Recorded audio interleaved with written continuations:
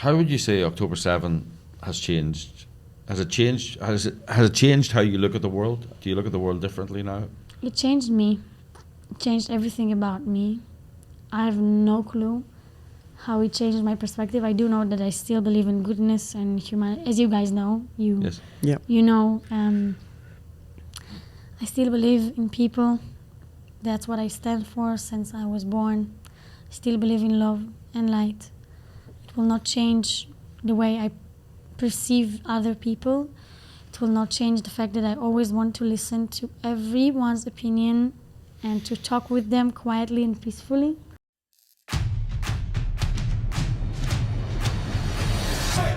Hello and welcome to the Unfiltered Scoop. I'm 𝙈𝙤𝙀𝙀. And I'm Anne McElhenney. Yes, welcome to the show. We're still in New York and where we said a bittersweet goodbye to our New York run of October 7, the play.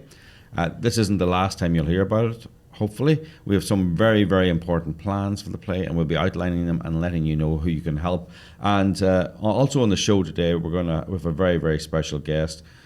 As you know, October 7, the play is about survivors' testimonies of people who lived through Israel's darkest days. We talked to 𝙁𝙊𝙤𝙀𝙀. Tal was one of the first people we interviewed when we went to Israel. She was one of the organisers of the Nova Festival. She's here for the Nova exhibition. We'll be talking about that later on. And we're going to hear from her about how it felt to be portrayed on stage. Did we do her story justice? And what it's like to see a hate-filled mob in New York protesting outside a monument to the murders of hundreds of young women and men. It's an amazing story. There was a hate-filled mob in New York outside a monument to murdered Jews. It's maybe thousands rather than hundreds. So we're going to ask her what she thinks of that, how that felt to be inside when that was going on. And we got a very interesting story about Kevin Spacey. He gave an interview to Piers Morgan during the week talking about his legal woes and his financial difficulties and what it's like to be cancelled. According to the media and the internet, he's just another Me Too pig who deserves everything he got. But we're going to tell you that everything you thought you knew about Kevin Spacey is wrong, why this story is a massive miscarriage of justice, and why you should care about this Hollywood celebrity who probably doesn't share your values. It's a warning to us all, and we will give you the inside story. And finally, we'll bring you the most eloquent defence of life and against abortion by someone who survived. It's really amazing, and it was a speech by a lovely young woman that we heard in Times Square, kind of accidentally. So you want to stay tuned for that. Yeah. So, as I said, the New York run of the play, October 7th, has finally come to an end. It was 7 weeks. It's been an amazing experience. It's been an honour to bring these stories to stage to a wider audience. Let's just look at some of the reviews we got there. We've met so many people who are now our friends. We have brought joy and tears and sadness and happiness to so many people. I think that's one thing that we felt was important that people should know, that this isn't just a story of tragedy. It's a story of hope and resilience. So the story is, we went to Israel after October 7th. We went there in November because we realized the world was trying to forget October 7th. So we went there. We interviewed about 20 people and then we took their stories and crafted them down to about 13 different stories and put them on stage verbatim, as in every word on stage was said by an actual real live person. And it was an amazing experience. And people have really appreciated it. These people that are depicted on stage, these are just very ordinary people, like extraordinary on this worst possible day of their lives. And it's their words. It's how they described, how they remembered, what they saw, what they felt, and what happened to them. And there are heroes and there are people who are struggling to stay alive in a safe room. There's all kinds of stories and they're just extraordinary. And they have they have similarities, which is extraordinary because some of them are just, young kids who are at the party. Some of them are very religious Jewish people living near the border at Gaza, down in the south. All kinds of different kinds of people. But they have resilience. They have this incredible resilience. I think that's one of the things that comes out very strongly. And I remember when we had Shani here, which was one of the survivors, she came here and we interviewed her. She talked about when she was in hiding, what was the biggest emotion she had? And it really struck me. It was extraordinary, because I was thinking, she's terrified. She was underneath these thorns for hours and hours, hearing the gunfire getting closer and closer, thinking when the guy came to rescue them eventually that he actually was a Hamas guy wearing an IDF uniform. Like for an ordinary person hearing the story, you can imagine that the biggest emotion would be just fear. And her answer when we asked her that was that the biggest emotion was hope. And that the fear came afterwards. She only felt fear afterwards when she was home, and she remembered what had happened. But at the time, she said she was just filled with hope and with this overwhelming sense that she was going to go home. Another thing that everyone seems to have shared that I think was an interesting theme, and people picked up on it. A lot of audience members were really grateful, and we were just being faithful to what people had told us. But basically, everyone we spoke to, whether they were religious or not religious, they prayed. Now, some people were very, very religious and had a different approach, like 𝙤𝙤𝙤𝙀𝙀, who's one of the heroes of the piece, who reminds, who explained to us that the highest calling, the most important thing for a Jewish person is to save another life. And he saved almost 100. And actually, I'm going to put up a photograph there because he sent me these photographs recently. The actual 𝙤𝙤𝙤, not the actor. One of the boys who he saved came to thank him and his wife, and there's a photograph of them together. Let's just play a little clip, actually, of 𝙤𝙤𝙤's character on stage. We'll play that. We have that clip. I know we're going to play another clip as well, but let's actually play 𝙤𝙤𝙤. Daniela, my wife, she woke up. We woke up the children and went to the safe room. Now, normally, because we're religious, we don't turn on our televisions or phones during Shabbat, but we did. We saw the news, the attack, about a terrorist invasion into our area. I checked my phone and I saw in the WhatsApp group a message asking if anyone was available to go and rescue partygoers who had escaped from the Nova Festival. It's next to 𝑘ibbutz 𝑔'aim, about 5-6 kilometers away. Whoever's available should take their car and go. Go and help. We thought it was right here in the next orchard. The terrorists never came here. To the Moshav, they just passed by on the main road. I don't know why. Perhaps God protected us. Good luck. I left the house.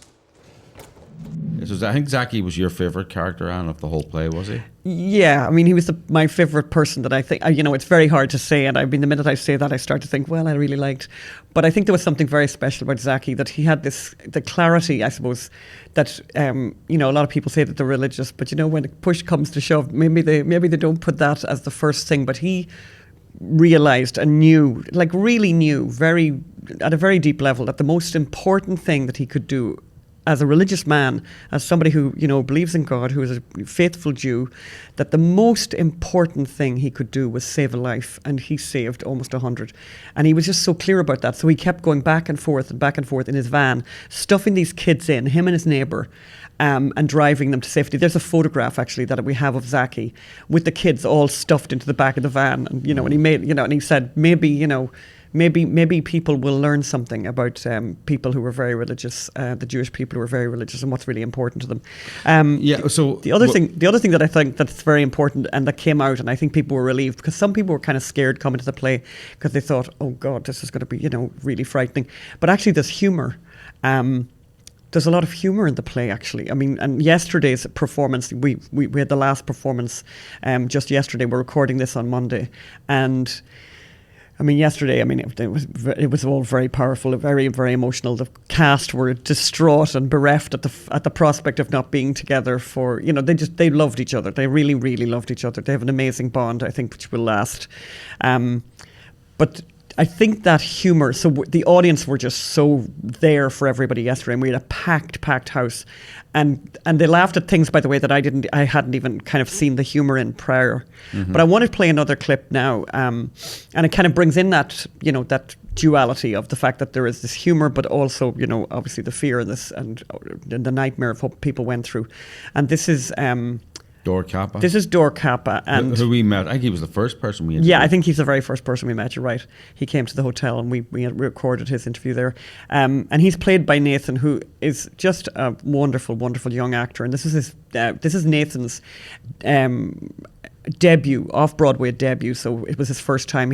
I think Nathan was born in Paris. His parents came to see the play. Just incredible. So let's watch this clip. I think you'll get a sense of the humour that was available.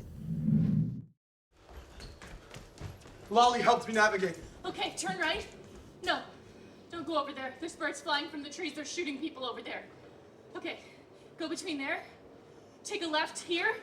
Go. There were 3 of us in the car. My friend 𝙼𝙣𝙤𝙤𝙀𝙀 was in the back. Lolly, my girlfriend, God, she was so calm. She was in the front with me, and I'm driving. These Hamas vehicles, they're barreling right towards us, guns and everything. Lolly was hiding. And this one guy on a motorcycle, this terrorist, he was so close. I was staring him right in the eyes, and him back at me. And I nod to him like we know each other, like we're together. And he nods back at me like, you're okay. And then he sees my girlfriend, he starts shouting in Arabic, shoot the Jews, kill the Jews, slaughter the Jews. I take a big left. 1 bullet hits the back door. 𝙼𝙤𝙀𝙀 starts yelling. Fuck, I got shot in the head. Don't worry, I'll get us out of here. My girlfriend starts to pray. The guy on the motorcycle, he tries to shoot again, so I swerve into him. He flies off of his bike 2 meters into the air, into the fields. And then another. So I just turn into him, I just catch him with the back of my car, and he flies off. I swear, if I had a camera attached to the car, I could have sold the footage to Spielberg himself. I did what I did, my girlfriend said the prayer, and then I did what I did. It's not even about the prayer, it's about what I had to do. The play is just, you know, one compelling piece of testimony after another, done in a very dramatic way. It's not just people, you know, reading the scripts. As you can see, there's action. There's that. It's very, very powerful. Everyone who saw it. We had some famous guests during the week. We did. We had Alan Dershowitz came Yes. just this past week, and actually spoke very beautifully about the play afterwards. We had a talk back with the audience, and Alan was really kind. Yesterday we had Joel Grey, who's a famous Broadway star, Tony Award-winning actor. With Bill Bixby of the West Wing came. We had Greg Ybarra, who plays the press officer to Tom Selleck's character in Blue Bloods. You know, it's been a very, very interesting run. But you know, this is just the taster. This is just the starter. Going forward, we're going to take this to Ivy League campuses in the fall or at the beginning of next year. We're determined to bring, you know, there's nowhere needs this play more than, well, there's one place that needs it more than the Ivy League campuses. We'll get onto that in a moment. So we're going to take this play to the Ivy League campuses in the autumn, in the fall, as you Americans say. But we need your help to do that. It's very expensive to put a play on in New York. It's very expensive to take a play on tour. We are a not-for-profit, and I can officially say we did not make a profit in this run. In fact, the opposite. So we need your help, and this is a very direct appeal. It's not a general appeal. We are in the red very significantly. We cannot go forward without your help. I know you've been very generous in the past to us, but please go to October7theplay.com and give what you can to let us go forward, to let this play go forward, to let the truth go forward, to cause trouble, to bring the truth to people who need the trouble, who need the truth. We're also planning to bring the play to Ireland. Mm-hmm. And in fact, after this podcast, we're getting on a plane to Ireland for a short break. We'll talk about that later. But we're also going to be meeting people in Ireland about bringing the play to Ireland. Nowhere needs it. We had John. Actually, one of our most popular podcasts of recent times was John McGurk of Gripped Media, about why Ireland is one of the most, pro-Hamas countries, pro-Palestinian countries, anti-Semitic countries in in Europe, and you know when you say that in Europe, you really mean the world, the non-Arab world. Yeah. Actually, Yeah. that is our claim to fame. And it's funny, this week it's Bloomsday. You know, it was Bloomsday yesterday, and it struck me yesterday as I was thinking about Bloomsday. You know, that's the book.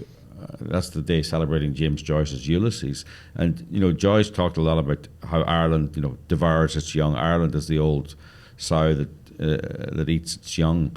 And you know, who did he use as a figure to represent alienation in Ireland in 1904 Ireland? Who did he use to show someone who didn't fit in with Ireland, who felt awkward, whose life was miserable in Ireland? He chose a Jewish man, Leopold Bloom. Very, very interesting. Joyce was a lot cleverer than many people give him credit for. You know, he was clever. Everyone knows he was clever, but he saw things that 100 years later, 120 years later, are still true to this day. So we need to bring the play to Ireland. So please, look, it's a crisis, actually. The security levels that we had to endure for this play, I mean, pushed all the budgets out of all the range. budgets. Yes. But also, you know, we needed union actors, we needed off-Broadway actors. We needed this play deserved the very best, and it got the very best. But in New York, the very best is very expensive. So please go to October7theplay.com and give. Yeah, it's very simple. So go to October7theplay.com and there's a button that says donate here kind of Yes. thing, or donate whatever. And, you know, something I think that's important is, you know, sometimes when we would, so every time for the play, and that's been a lot of performances over the last 7 weeks, we went to the beginning and the end of every performance, spoke to people in the line, and then spoke to people as they came out, or we had a talk back. And, you know, sometimes before the performances, people were kind of scared. People would say they were a bit frightened that, you know, what they might see, that it might terrify them. But the answer when people came out was very much that there was something cathartic about it, that it didn't hurt them, that it didn't traumatize them. And in fact, as I said, we had two of the survivors, Shani and Tal, and we're going to talk to Tal in a moment. But Shani found it really therapeutic to watch the play. And as a testament to the play, and I think this is something that struck me yesterday, quite a number of people came to see the play once, twice, 3 times. There's a guy, Michael, who we'll be talking about him another time. 5 times he came to see the play. So people, you know, that'll tell you how powerful the play is, and how it was something very inspiring rather than terrifying. Yes. No, I mean, there were multiple people yesterday who have seen the play multiple times. So talking of which, so we're actually going to meet with Tal now. We're going to be talking to Tal, who's one of the survivors of the Nova Festival, and who is one of the people who was organising the Nova party. And she's a person who's in our play as well. And she happens to luckily be in New York. So we're going to go to that interview now. We're joined now by Tal Shimoni, who's in New York because of her work with the Nova exhibition, which is downtown. We spoke to her in Israel back in November because she was one of the producers, one of the organisers of the original Nova Festival, which was hit so hard on October 7th. And she was able to come and see the play a few weeks ago where, as we said, one of the actors portrays Tal on stage. Tal's character, it's an incredibly important part of the play. She opens it and closes it with her thoughts on good and evil and darkness and lightness. And, we'll talk about that now. Thanks for joining us, Tal. Thanks you so much for hosting me today. It's always an honor and a pleasure to meet you guys and be with you. Yeah. What was your role at the Nova Festival? Tell us, of course, well, actually, what is the Nova Festival? What was the Nova Festival, and what was your role there? Because people know there was a dance party, but it doesn't sound like a dance party like maybe some of us would think of a dance party. There's something kind of different about it. Just to explain it to us. So I can start from the whole beginning. My connection to Nova production started in a different festival in Hungary around 3 years ago. I went there alone. Someone got me connected to one of the co-founders, Nimrod Arnin, and they welcomed me into a family. It's a very, very nice small community in Israel, something I didn't know before. I have been living in Berlin for the last 4 years, so I haven't spent a lot of time in Israel in parties. And the entire festival, Nimrod kept saying, you have to come to our festivals in Israel. We are doing 3 times a year. It's called Nova. It's super nice. You're going to really like it. I'm sure of it. And I made him a promise. Then I'm going to join. So I managed to come to my first Nova festival, actually October 2022, a year before the massacre. And ever since then, I tend to visit Israel only when there are festivals like this, because I had so much fun, and they created something new. They created something fresh. They created something that combines all the beautiful values of music festivals, which is love and peace and friendship and the love to nature, because the parties are always being done in very nice locations in nature, and the Nova production always likes to keep it clean. Mm-hmm. And I went again to this Hungarian festival around August 2023, and I met there my boyfriend, who is also one of the main producers of Nova. And one of the other producers asked me to join them, because he said to me, we are going to do the biggest event we did so far, and it's going to happen in October. And he knew I was supposed to come and visit Israel, because, well, my boyfriend was living there. And I rescheduled my flight in order to come and help. My job at the festival on October 6th and 7th was team manager in the ecological department in Nova. So yes, we have an ecological department. We are trying our best to keep the environment clean, and we are educating the crowd to do so as well. If it's with talking, so I have a team of volunteers that they're getting a ticket in return for spending 4 hours of the festival, explaining to people that we use only reusable cups in the bar, and giving some trash bags, explaining that we have plastic trash bins and non-plastic. So we are really thinking about it, and that was my job during the festival. So just to fast forward October 7th, tell us how did that day start for you, and how did it unfold? What happened? So I arrived with friends on a ride at 12:30. My shift was supposed to start at 2 a.m. in the morning. I'm very used to it, so didn't sound for me that bad. My boyfriend was already there. He was doing all the sets up with other producers. And when I arrived, he was very tired. So he went to sleep basically 1 hour after I arrived, after he, of course, gave me a tour in the beautiful festival ground. It was amazing, really. One of the most beautiful festivals I've ever been. It felt like an international sense, It smelled like something that came from abroad. It didn't feel like the people who produced it were from Israel. They took so many ideas from the festivals they went to in Europe in the summer, and they amplified them inside the festival. It was so organized and so well made. Everything was thought about till the 100%.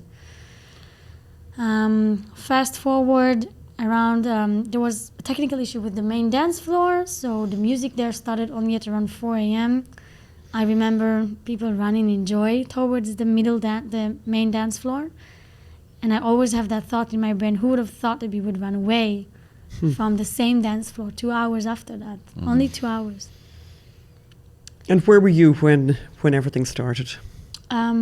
So I was actually at the main dance floor, because at 5:45, 45 minutes before the attack started, the last DJ started to play, Yarin, DJ Artifacts. And he's a good friend, so we decided that we're gonna go see him. I woke up my boyfriend. It was the first time he was awake. We were dancing, and then we went to the bathroom. And when I left the bathroom, that's when the attack started. Hundreds of rockets above my head.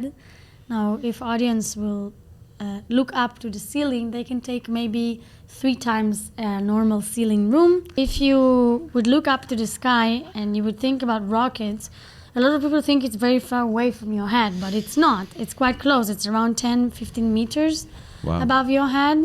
If it would be maybe 5 meters below, or even 2 or 3, you will already be injured. Yeah. So these were rockets that were being destroyed by the Iron Dome, is that right? Yeah, the Iron Dome, we are very lucky, Israelis, to have Iron Dome, because this amount of rockets, if it would hit there, much more casualties. Yes. Lucky us, we have an army and a state that wants to protect the civilians. So they created this this system that is minimizing casualties into zero. Since forever. And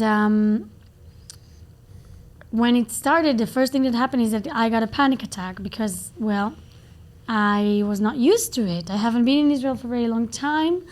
And from that moment on, my boyfriend was the one who took me out of the event. We went away by car. His car was not in the main parking, which helped us a lot during this attack. And we had a choice to make when we left. It was either going to Tel Aviv towards the north or to go to a house the production is rented for artists to rest in. And for some reason, I decided to press on the Waze and on the Google map to this house. This house was next to Netivot, which is very close to Gaza still. It's around 5 kilometers as well. So we were not fully safe, and we didn't really knew there were terrorists at that point. Now, a related story would be that at the same time as us, our friend Noah left. We saw her on the car, and she took the road to the north, and she was the first car to meet terrorists. And that was the way we knew there were terrorists at the party. We only knew when we arrived into the protected house. Was she killed? No, she managed to survive. And she saved people with her. But unfortunately, the 20 cars after Noah did not have the chance to survive. Around 20, even more. They were waiting in Saad course with machine guns with their trucks.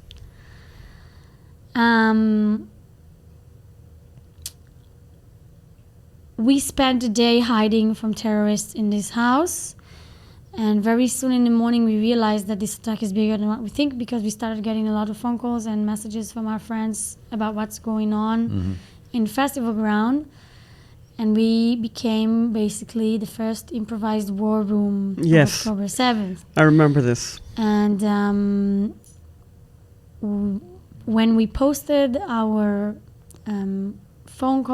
our phone numbers and details in social media, we thought it would be like, we're going to get like 10 or 20 messages, but the amount of messages flowing about people who need help was massive. Hundreds of messages. I got a call from one of my best friends. She was running in the field. I can really literally see her being hunted by terrorists. And I have many other calls during the day from people that I really love, from my colleague, from producers, from everyone I know and meet. And what were you able to say to them? Like, what advice were you able to give them? I have no advice. For my friend who was running away from terrorists, I literally said, run all the time, and that I love her. Trying to save them. I didn't really have a good advice. Hey, shake it. You're not being a good girl, right?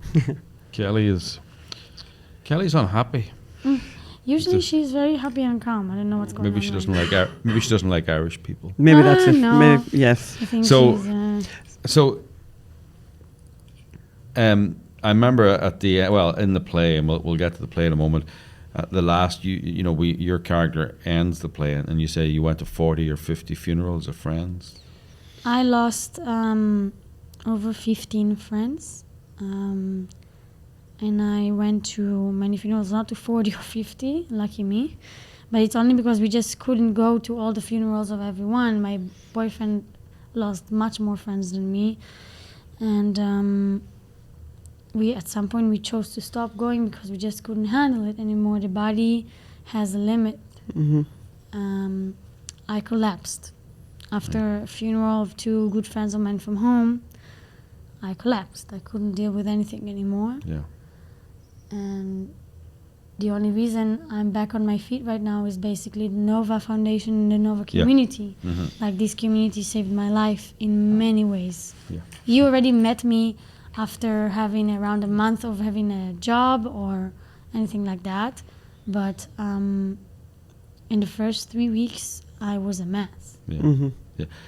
mean, so talking of when we met you, when you were approached in Israel by two strange-looking Irish people who said, "Tell us your story, and we're going to put it on stage."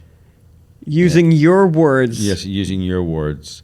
What did you think? Did you think it was strange, or could you see what I we were trying was to... amazed by how much this event impacted the world, and I was very much honored and happy that people want to bring it out in an artistic way, because I'm a professional contemporary dancer, so for me the stage is the best way to express, and it's the best way to show, because it's very personal.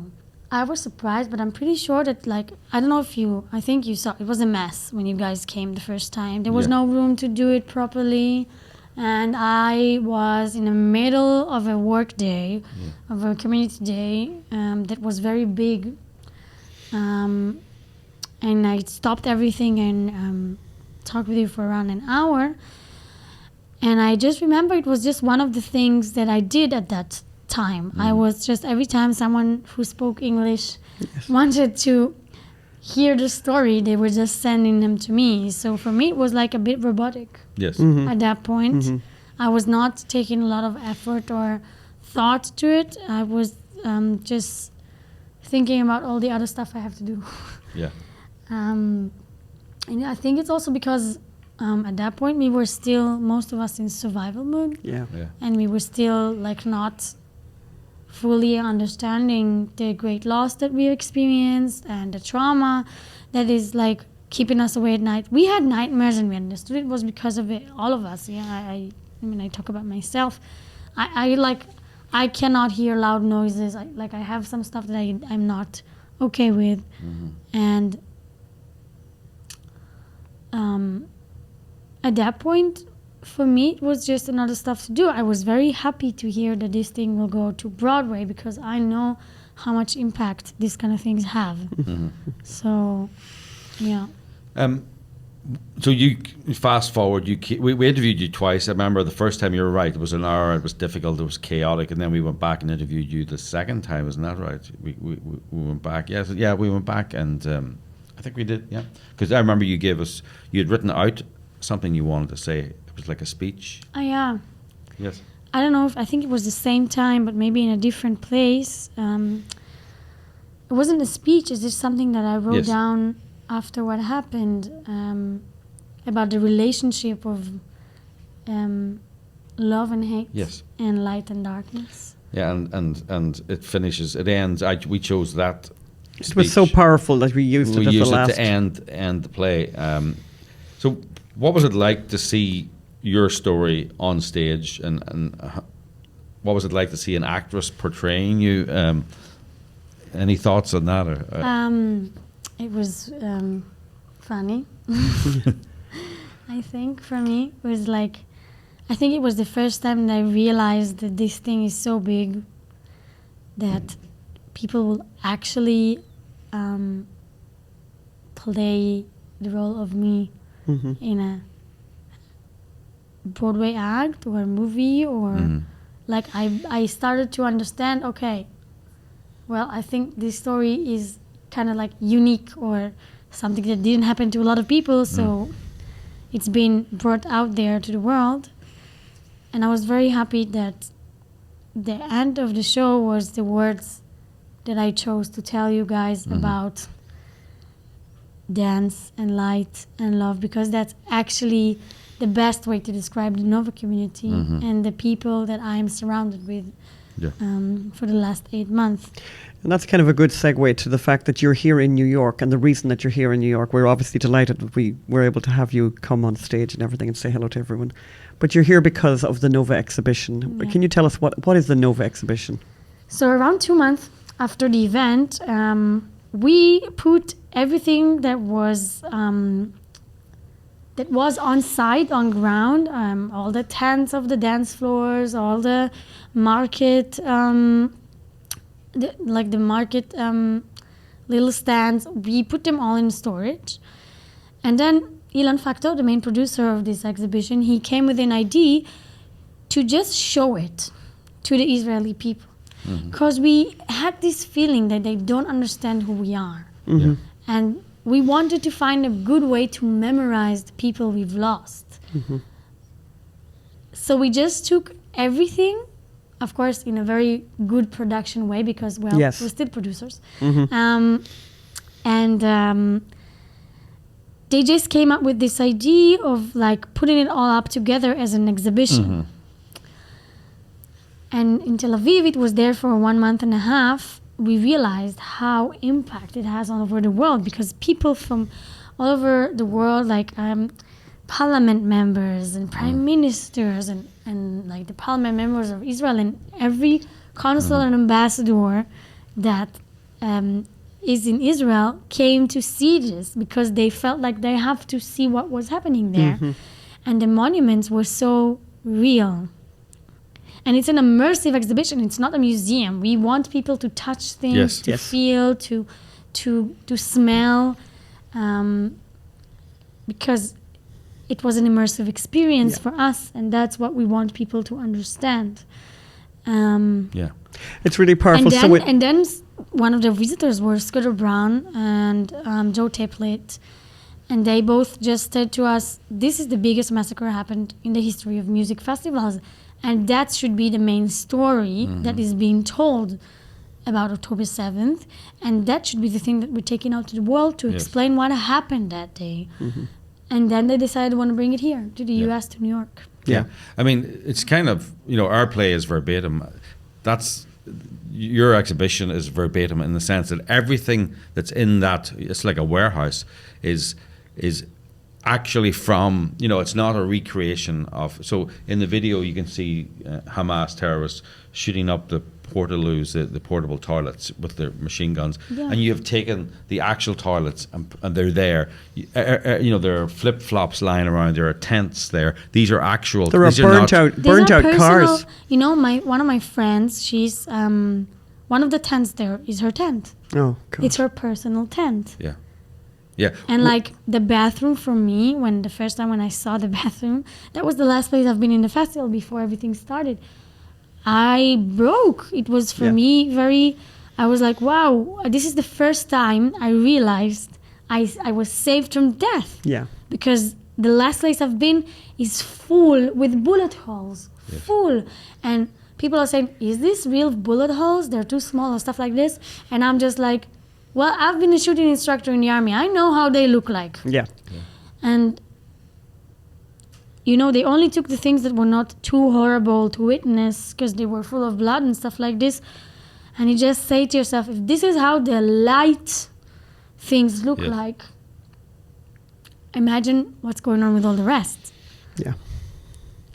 And this is one of the most brilliant things, I think, this production has ever done. Well, it's the power of verbatim. It's the power of using, you could do a play about October 7th and tell fictional stories, or you could do what we did and tell real stories with real people's words.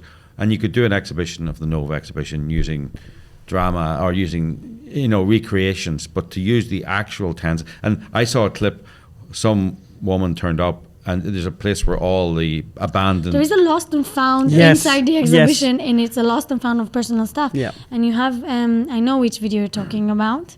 One of the kidnapped women who came back, Moran, 𝙤𝙤, she was here in New York, and she found her shoes. And she knew that because of her dog's hair inside the shoes. That's crazy. Oh my God. That's not even something you can think about when you're thinking. And I can tell you, for another story, I have a good friend. He's one of the artists that is working with us, and he's the one who is who's in charge of all the art, live art spaces that we are doing for the community artists to just show their art to the community in every festival. And he found the most personal things for him, which is his pencil case.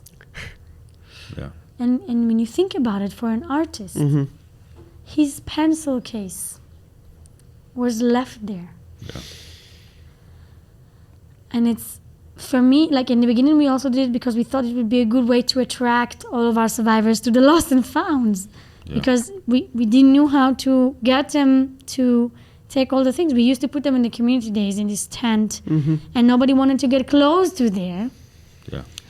And in the exhibition, they got curious because they also wanted to. We wanted to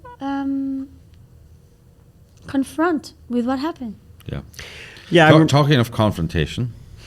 Yeah, exactly. Last week, there was a pro-Hamas, pro-Palestinian protest outside the Nova exhibition, chanting some horrible. I mean, they were protesting a monument to the massacre of hundreds of young women and men at a dance party.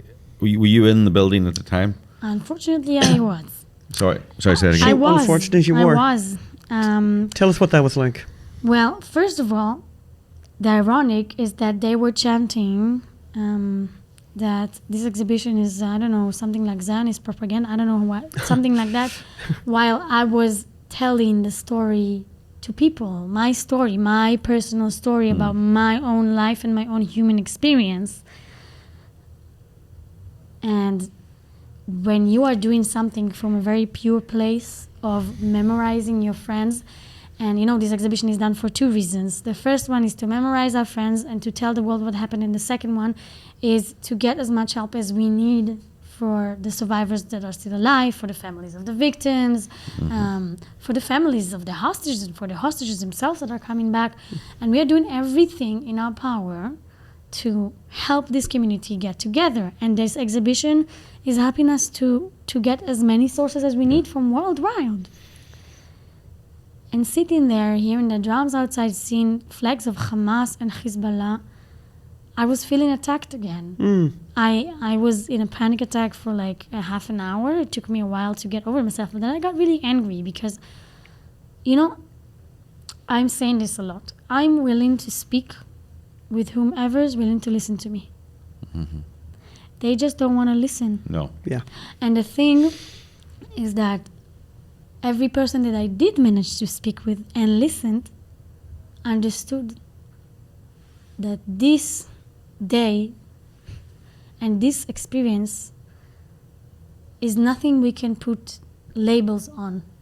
It's not Israel against Palestine. It's not, for me, I take out all these things from the equation because it's first of all and before everything that every hat you put on it, it's a horrible human experience that should have never been experienced by anyone else. And all the other stuff that are being talked about this day or any other stuff has nothing to do with this exhibition. Because this exhibition is here to share a human story. A human story. A human story about a place of love and peace, of music. I can't find one human in the world that doesn't like music. And we all like to go to music concerts and music festivals. Every human in their life went once at least to a music concert or a music festival. So I feel it's just dishonoring the memory of my friends who were brutally murdered for just dancing, for music. Yeah. And that's, for me, an act against humanity. To murder people who just wanted to dance is act against humanity. What's really interesting about the Nova community is that we are international. We had 500 tickets from abroad. We had DJs from all over the world coming and playing in our festivals all over the years. Yeah, that's right. There was 500 people. 500 tickets. Yeah, but we Like met people from Costa Rica and Mexico and Europe. I haven't had some friends from Germany. So Yeah. Can I have just a random question that I think it just occurs to me now is, how does it feel that the musicians of the world haven't stood up and spoken out, more of them? I mean, obviously there's some great exceptions. Like I'm thinking of John Ondrasik from Five for Fighting, who has written the song "We're Not Okay" and who went to Tel Aviv and performed that and is speaking up a lot. But so many musicians have been quiet, have been silent. How does that make you feel? I can't blame people for living their lives and not, if they will be telling their opinion about this, they will have to tell their opinion about everything in the world. And it's such a sensitive topic that I can't be angry at people that don't want to say anything.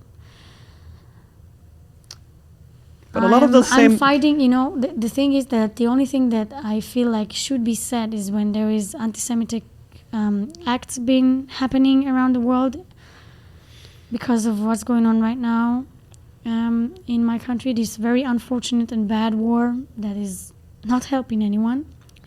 We are all suffering from it, every side, doesn't matter.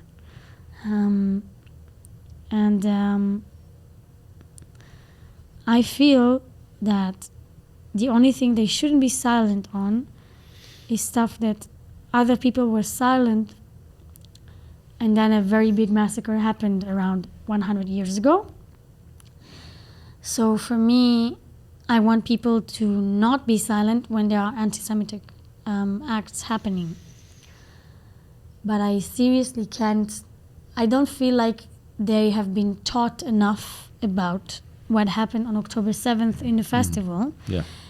And that's why we are going to tell it all over the world. Like Yes. we're going to be later this summer in LA. That's right. And then they will have to come there. I hope most of them will manage to say, okay, now we have the opportunity to listen. Yeah. And that's very much what you know, we're doing the same kind of work as you guys, which is telling the story over and over again. And that's why, and we want to go to Los Angeles. We live in Los Angeles. We're hoping to bring the play there, but also to the college campuses. And we're going to Ireland, as we said, next week, and we'll be talking to people there. Yeah, we've also had queries from Argentina and Germany and all people who want Australia want the play brought there. So. Yeah. So we're going to keep on telling the story. Amazing. Yeah. Thank you, guys. No, like the work you're doing is parallel to mine. Yes. And I feel, as I said to you in the beginning, that it's very much nice and good to be around you two, because I know you guys have been doing whatever you can in order to share this story to the world.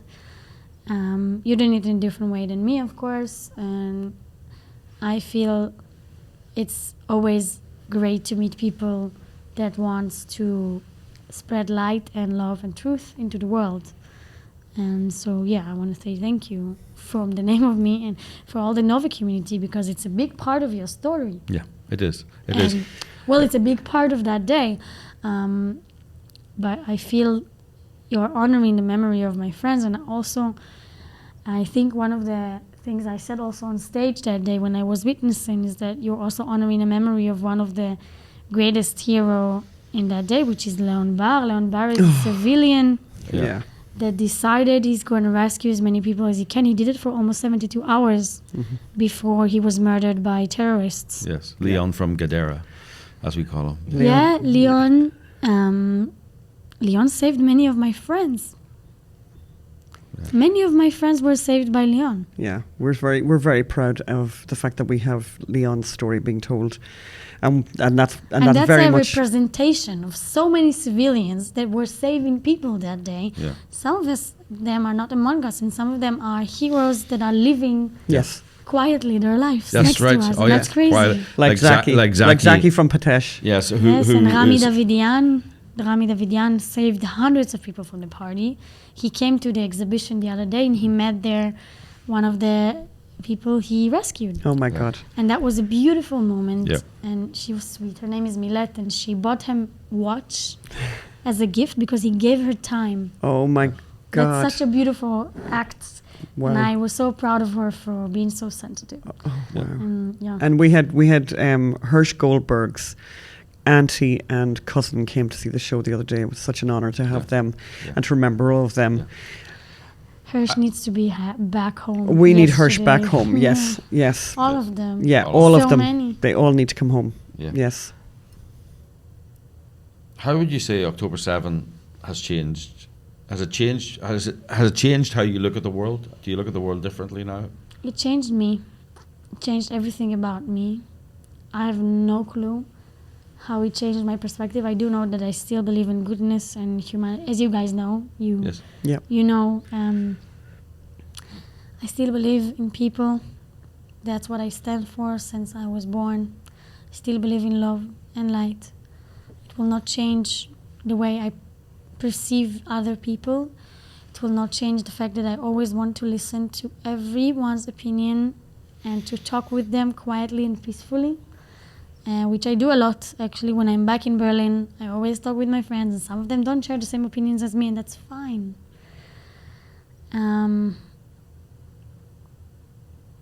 And I just know that I guess I'm just less naive now. Mm-hmm. I think this is the biggest thing that happened to me, because I think it changed the sets of emotions I have, the complexity of the emotions I'm having. I don't think I will ever be able to be fully happy or fully excited about something. There's always going to be a glimpse of pain in these feelings. When you're experiencing that great loss, everything looks different. You know, my friends from home, I have a good friend from home. We've been friends for 20 years. And he moved to Berlin 2 years ago. And the first time I came back to Berlin after October 7th, he looked at me, and the first thing he had to say was, they took you away, didn't they? Yeah. They took you away, because he knew a part of me would always stay in that field, at that dance floor. They took something away from me that I will never be able to return to myself. And I think that's the way I was changed after October 7th. It's like the end of innocence. Yeah, and that's like, the thing people don't understand is that this community is full with so many joyful and wonderful people. Doesn't matter their age. They still had that glimpse of childhood and childish and excitement that is saved only for children. But it's not. In this community, it's not. And you can see it in the lost and found tables, because you see all these costumes of elves, which is how I'm dressed up for festivals, and the glitters, and all the juggling and circus monuments, and even the shoes themselves. Some of them are with glitters and neon colors, and everything is very colorful. And you can see there the sign. There is the sign of love, or the Hollywood action sign that people are walking around the dance floor. Imagine that, walking around the dance floor, someone is coming and doing for you action, and you can do whatever you want. It's playful. Yeah. You were dressed as an elf that day. I'm always dressed up as an elf. I am a fairy among us, and many, many fairies are living among our community. And they take their costumes or regular clothes out when they're in the festivals, because they can be whoever they want and do whatever they want. And that's the point of these places, to just be. Yeah. So, thank you for coming. How can people connect with you or the Nova Festival? Correct. Tell us how to get the details of that, where it's on, where it's going. Is there a website? So Nova exhibition will stay in New York City until June 22nd. We were supposed to finish yesterday, but the protesters that came made us a bit angry. Yes. No, really. We just wanted to tell, okay, if you guys, we will not stop sharing light and love. And our way of sharing light and love right now is this exhibition. So we're going to be here in New York City, on Wall Street, until June 22nd. And you can find out everything you want about tickets in the Nova exhibition website. Of course, we also have the Nova Foundation. The Nova Foundation, all the money that is being collected from tickets of the exhibition, things you're buying in our Nova website, which are clothes and necklaces and stuff like this, this is all money that is a donation money. All these things are going to survivors. I will give you an example of the things that we're doing. We're building a Nova house, a place for them to have. It's going to take a while. It's going to be in the center of Israel. We're doing community days still. We still do it once a week. We had one yesterday. It was beautiful. We're doing a lot of work now with the families of the victims. We had a retreat weekend retreat for the families last weekend. It was beautiful. We have a community day for them next week. We are giving emergency funds to whoever from the community needs help, if it's families of victims, families of survivors, survivors themselves, families of hostages. We are doing commemorial spaces for each and every survivor, and big ones that are coming soon for everyone who were murdered that day. And we're doing the exhibition. So we're doing a lot. Yes. We're yes. doing a lot. It's a lot. And I can share with you guys the link of donations, so you can share it with your audience. We'll put it on the show notes. Yeah, we'll put that in the show people notes. can see it. So Yeah, I'm always giving. We have ambassadors program, so I'm an ambassador of my community. So I'm giving my own personal link so that they will know How to be in touch. how to be in touch. If they need something, it has my number there. And if someone wants to have someone speak out in their community, we also do that. So there are many ways to contact us, and I will just share it, guys, with you. Thank you so Thank much. you, Tal. This has been so wonderful to have you. It's kind of it's amazing the whole way it worked out, because we were organizing the play. We didn't know anything about what you were doing, and then we get to New York, and it's like you guys were here at the very same time, which was a perfect compliment. We had a lot of people came to the play who said, "I'm going to the exhibition afterwards," or "I was at the exhibition this morning." So people, please, if you're in the New York area, please go and see the exhibition before it ends, because it really is very, very powerful, incredibly well done. And if you're in LA, they're going to be coming to UCLA, or they're going to be coming to LA. We're going to be going to UCLA. We think somebody was asking us yesterday. Okay, we have to stop. Yes. Thank you again Thank you, so Tal. much. Thank you so And much. thank you, Kelly, the dog. And thank By the you, way, Kelly. whoever's going to come to the exhibition, it will be have the permission to give me a personal hug, because I'm there. So, Yes, yeah. please do. Thank you. Thank you, bye. What an amazing woman. And it's one of the perks of our job, that we get to talk to amazing people all the time. And, if you want more of these amazing stories, as I say, we're underfunded for the play. We're not funded for the campus tour. We're not funded for the Irish tour. But also there are people who want to put the play on in Germany. We have a director in Argentina who wants to put it on, Canada. Yeah. All over America, people want to put this on. Actually, people are writing to us all, please bring it to a theatre near me. Please bring it to a theatre But the near me. priority right now, and the focus of the campaign, the fundraising campaign, is the fall campus tour. That's where our real focus of energy is going to be over the next period. And we're going to talk more on that by the end of the show. But basically, we won't be having a podcast for a few weeks. So we're going to spend all of our energy on trying to raise funds, because it is actually a crisis. We are actually not in the place we want to be at this point. So whatever you can do to help, we really need you now to go to october7theplay.com and give what you can. It's kind of like blackmail. It's like that. Yeah. If you don't, we're going to take time off to raise funds. So if you want this podcast back, Yes. if you want to see us again, if you miss Anne and Phelim and you want your weekly injection of the Anne and Phelim scoop, then donate to october7theplay.com. And we're joking, but we're not joking. It's a serious. It's a crisis, and we need your help. Yeah. And you've come up to the plate before, and we appreciate that. So please come up to the plate again. and a lot of people who've seen the play said basically it's the best thing that we've ever done, and the best theatre they've seen in a decade. Yes. So I mean, we've had an amazing response. So Phelim, tell me about you told something about Kevin Spacey. What's the latest with Kevin Spacey? Well, we're going to shift gears. I don't know if you saw the Kevin Spacey interview on With Piers Morgan. So obviously he's saying he's innocent, but that he's virtually broke. He's been cancelled, and we did a podcast on Kevin Spacey. You narrated it, the Kevin Spacey Trial, Unfiltered, and it's a great podcast, if we do say so ourselves. Actually, it's one of the best pieces of work we've ever done. It includes interviews with Spacey's lawyers, excerpts from depositions, excerpts from the reenactments of the testimonies in court cases. It's incredible. It's an incredible story, and amazing. Amazing. Somebody that most people continue to think really very negatively about Kevin Spacey. Well, you need to listen to the podcast, because it's quite extraordinary when you find out the truth about Kevin Spacey. Yes. Now, you may be sitting there wondering, why on earth should I care about Correct. some Hollywood celebrity who doesn't share my values, or I think doesn't share my values, probably doesn't like me that much, probably, it was one of the elite. Like, this is a guy who was friends with the Clintons and the Blairs and all the Obamas. The Obamas and all that.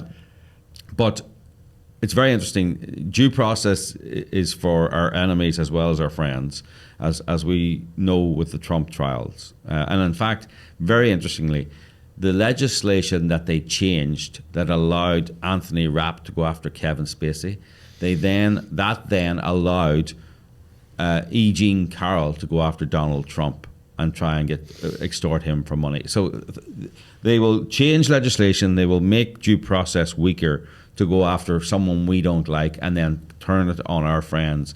And due process is nothing if we don't support due process for our people you don't like, our opponents, our enemies, for people we don't like. It's the same. It's like the same as free speech. Free speech also applies to people who are saying things that you don't want to hear.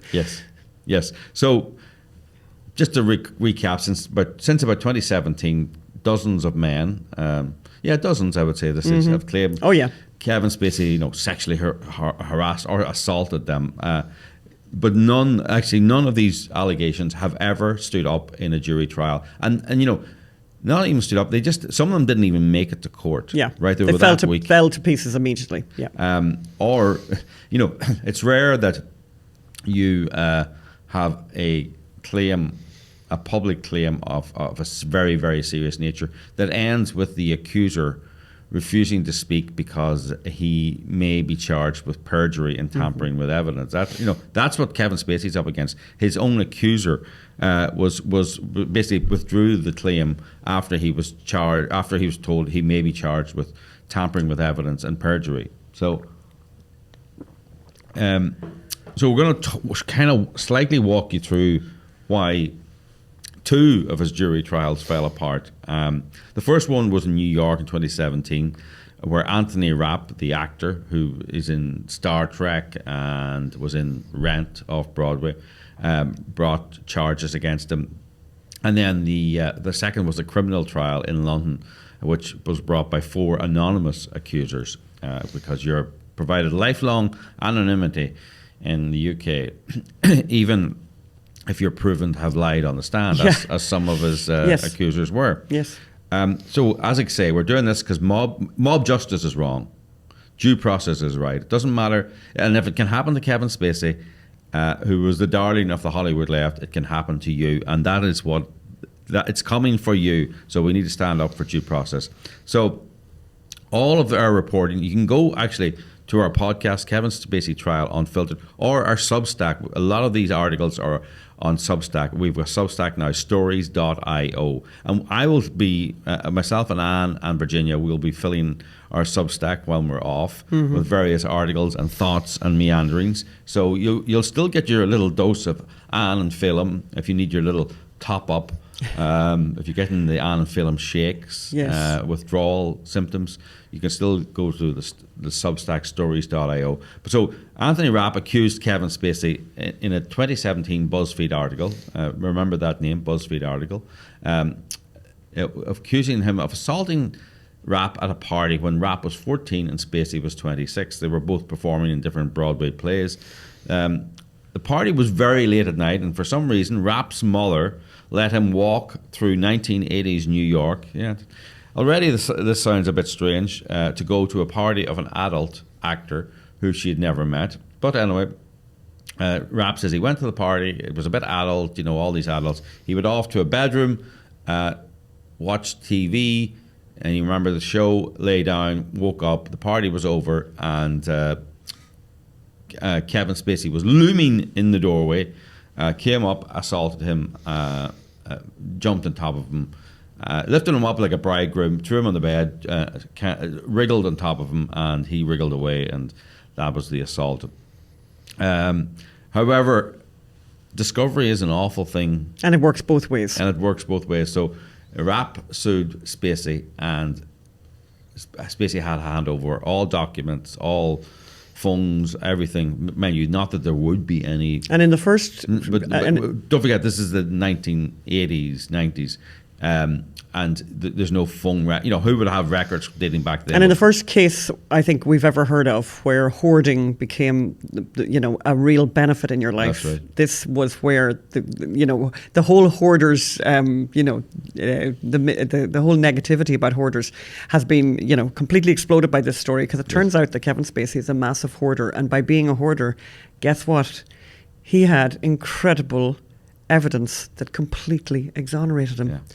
In a storage locker, he had this storage unit in Baltimore. Don't you denigrate Kevin Spacey's storage which, by the way, facilities. we managed to get photographs of at one stage. We got to look around. Let's try and put that photograph up there. No, this is not a storage unit. This is not a storage locker. This is a storage warehouse. But let's go back to the original BuzzFeed article. This is by a little-known journalist by the name of 𝙈𝙘𝙀𝙀𝙀𝙀, who was a friend of 𝙈 and Anthony 𝙈. And basically, the problem, one of the key points of the story was 𝙈 saw Spacey at a Tony's Award in a certain year, and made him freeze, and that was further proof that there was trauma, etc. And of course, this is the beauty of Discovery, that they got the text messages between the journalist and the interviewee. And so 𝙈 wrote to 𝙈 and said, look, Spacey wasn't at those Tony Awards. So he may be able to prove, in fact, that he was somewhere else. That'll destroy your story. So I've decided to make the year vague, or to change the year to suit the year that we know he's there. So that is completely unethical. That is journalists colluding with someone to fit their story, to change their story to fit the facts. Well, you wouldn't want the facts to get in the way of a good story. And that's basically exactly what happened, because the facts started to get in the way of a really great story. And as I think you're probably gearing up to say, Phelim, a story that could have changed the fortunes of BuzzFeed, that were having some difficulties. I mean, there was a huge amount of these news sites out there, and they're very, very competitive environment. Yeah. And BuzzFeed weren't doing great. They were like, we desperately need a blockbuster story. And this was a blockbuster story. So not only that, 𝙈𝙘𝙀𝙀𝙀𝙀, they were laying journalists off left, right and centre. 𝙈𝙀𝙀𝙀𝙀's unit had just been decimated because they'd done so badly in the Harvey Weinstein story. So his senior bosses had just been fired as a cost-cutting measure. And so then a cost-cutting measure, but in the memo they were said, we did not get the scoops we need. Yeah. And they were being fired for not getting the scoops. So 𝙈𝙀𝙀𝙀𝙀 was under severe pressure to get scoops. He also then decided to make the date and timing of the assault vague, and this is what he said in his. And well, let's put those text messages up there on the screen to make it more difficult for Spacey to challenge the story. I mean, again, completely unethical. It goes on. He's talking about an unnamed 17-year-old who was present for a lot of the interactions. He didn't name the 17-year-old because the 17-year-old was actually a 19-year-old. He knew his name. He's a famous actor. And when that actor gave a deposition, he completely contradicted almost everything that Anthony 𝙈 said. So anyway, luckily Spacey had this warehouse with every document, every letter he'd ever written, literally maps of the apartment that he well, actually the studio. And tell the truth. Tell now, what is the significant detail from that apartment where Spacey was living at that time? So the very centre of this story with Anthony 𝙈, back and forth, in the door of the room, and the door of the bedroom, and I was lying on the bed, and the people were having a party in the door of the bedroom, and the door of the bedroom. And you're hearing a pattern here. So there's a lot about the door in the bedroom. It turns out, guess what? Kevin Spacey didn't live in an apartment with a door to a bedroom. He lived in a studio, which blew the story completely out of the water. Every last part of Anthony 𝙈's story was made up, because the very structure, the very geography of the space was not what he described. And he described it, by the way, in depositions in detail about the door, and the way the door was slightly open. There was no door because the place was a studio. And it was, luckily for Kevin Spacey, how amazing. So I suppose the lesson to everyone out there is just keep all the paperwork, keep everything. And for those of you trying to clear your house and do spring cleaning, this is not probably good news. Yeah, Marie Kondo is Marie Kondo is wrong. You read Marie Kondo and you could end up in jail. We should explain to people who don't know Marie Kondo. She's the declutter your life woman, or the joy of tidying up. I don't know if that's what it's called, something like that. But apparently, what you're meant to do is you take every last thing you have in your house and you lift every item up individually and say, does this spark joy? And if it doesn't spark joy, it goes out in the bin. So you now need to look at lift every piece. Does this spark joy, or could it clear me from sexual assault allegations in 40 years' time? So I think every piece of paper and piece of receipt becomes very joy-filled in that in that context. Moving on. Yes, yeah. Listen, all of this is in the Kevin Spacey Trial Unfiltered. And honestly, you really have to listen to it. We could talk now about the London trial, but we should probably look. Go to the Substack stories.io. The London trial details are all there.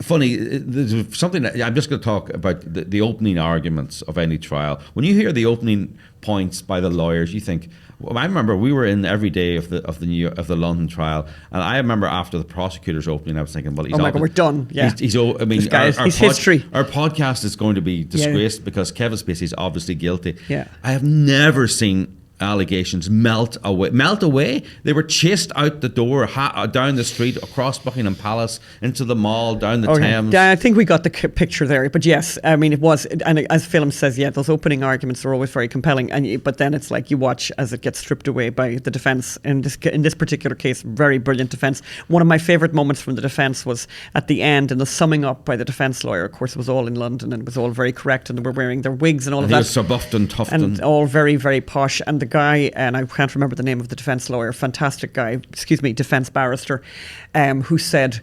ladies and gentlemen of the jury, I need you to really focus. There's 4 factors that I need you to focus on, very, very important factors. For this particular assault. For this particular assault, he's talking about going through the assault allegations, and this assault, and what I want you to do is to focus on these 4 factors. And I got my pen out, I thought, oh my God, this is something I kind of missed out on. I don't remember 4. I was like, I made, and he built up to the 4 things, and the 4 things are Guinness, Jägermeister, vodka, gin and tequila, whatever it was. But it was like, and he did this list, and I was there with the pen. I was like, all right, I got you. So the guy was super, super, super drunk, and that was the setting. And so basically, he was saying that it wasn't an assault. It was actually a messy come on that would happen after someone had consumed an enormous amount of alcohol, as these guys had. It was a drunken pass, and the guy said when Spacey tried the pass, the guy says, I don't bat for that team, which is a very English thing. And Spacey went cool and backed off. In fact, Spacey was so embarrassed he went into a bedroom and sat there for a little while and then emerged. So it's funny. As those cases disintegrated, I felt they took a credibility away from perhaps the one allegation that was more firmer than most, because it looked like this was just ridiculous. They'd have been better off sticking for the strongest case, but I think they put those other cases in to add volume. So look, what we suggest to you then is to go to the podcast, go to the Kevin Spacey Trial Unfiltered. We're very, very proud of what we did there, and it's you won't regret it. And maybe when you're sitting by a pool over the summer, or you're on your holidays, or you're on a long road trip, this would be perfect listening. Yeah. So I want to bring something to people's attention. So a very good friend of ours wrote to us recently. We were in New York and said, look, I know you guys are really busy and everything, but there's this thing happening in Times Square, a pro-life event happening. You should really go, if you've got time, you should go down and check it out. And of course the inclination is, it was a really hot day. And we hate Times Square. hate Times Square, and we hate the heat is a bit much for us as Irish. Anyway, we went there, and were we very, very glad we went. So glad we went. Yeah. And I'm trying to remember the name of the event, but basically the idea was you were hearing from people who had survived their own abortions, basically. Yes. There was a lot of very, very good speakers, but honestly, there was one standout. And there was this teenage girl who has Down syndrome, who's just wonderful. And we're going to play a little bit of her speech. But the basic line, and the line that struck me that she said was, because she did all this amazing stuff. She's a voiceover in a commercial on Netflix. She's been in movies. She's done all kinds of cool stuff. And you'll hear how articulate and clever she is and all of that. But she said, but you know what my most amazing accomplishment is? And you'll hear her say it. My most amazing accomplishment is that I survived. My most amazing accomplishment is that I lived. That I survived my, that I got to live. So let's have a quick listen to that. I am Mia Armstrong. I I am 13 years old and I have Down syndrome. Down syndrome does not define me. It is one small part of who I am. Doctors try to tell my mom and dad to not give me life. They told them I would suffer. Do I look like I'm suffering to you? Newsflash, I'm not. That is wrong. Well, doctor, it turns out I'm an actress, I'm a model, I'm the first child with Down syndrome to voice over a cartoon. It's on Netflix. My character, Eon, is a superhero with Down syndrome. And that's pretty perfect, because I say Down syndrome is my superpower. I have accomplished a lot, but it's not what I've done that makes me worthy. It's that I'm human. My biggest accomplishment was just being born. I am an activist. I fight for people with Down syndrome. I have a message for parents whose baby will be born with Down syndrome. Your child is a gift, okay? Down syndrome is not a disability, it's a different ability. Don't let any doctor tell you to not let your baby be born. Don't do it. Who knows? Your baby could change the world. Thank you so much. Peace! I love you. Amazing. Amazing. Great way to end the show. A very good way to end the show. But just to quickly say about that, that, for example, in the United Kingdom, where there are limits on when you can have an abortion, there are no limits when it comes to Down syndrome, cleft palate and clubfoot. And I just think quite basically eugenics, they talk about curing Down syndrome. That it's not, you don't cure Down syndrome, you execute everyone who has it. So can you imagine the world without that wonderful, wonderful girl? Yeah. So that's all for us from New York City. Listen, don't forget, go to 𝙈𝙼𝙣𝙈𝙘𝙀𝙀𝙀𝙀.com. We're on a big fundraising drive, and we're literally fighting for our lives at this point, by the way, as a podcast, as our 501c3. You have been so kind in the past, and you've come up you just come up and helped us so many times. We need you, really, really need you this time. And maybe for some of you, you haven't donated in a while, whatever you can give matters.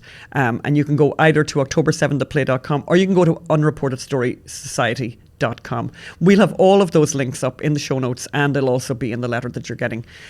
So please donate. Thank you. Bye.